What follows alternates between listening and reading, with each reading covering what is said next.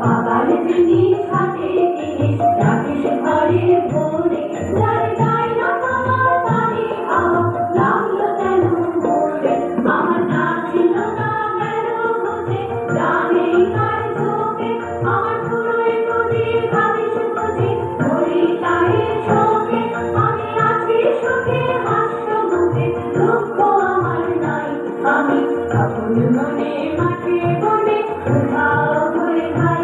আমার সোনার হরিণ চাই আমার সোনার হরিণ চাই তোরা যে যা বলিস ভাই আমার সোনার হরিণ চাই